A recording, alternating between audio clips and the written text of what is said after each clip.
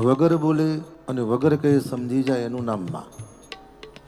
દીકરા દીકરીના મુખ પરથી સમજી જાય એનું નામ બાપ. માં તો કોઈક વાર પૂછી લે, બાપ સીધો ના પૂછે. બાપ ધીમે રહીને માને પૂછે કે જરા જુઓ તો ખરા, હું મુશ્કેલી છે. પરિવારમાં પ્રેમથી જીવતા શીખવાડે એનું નામ માં છે. અને સમાજના વ્યવહારમાં રહીને જીવવું કેમ,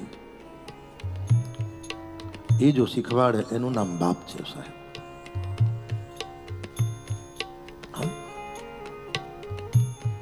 અને જેને જેને ગુમાયું છે,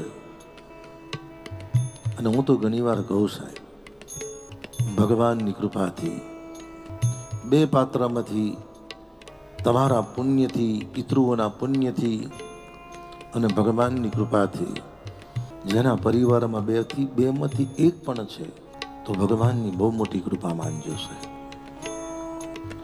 અને બંને છે તો ભગવાનની વિશેષ કૃપા માનજો.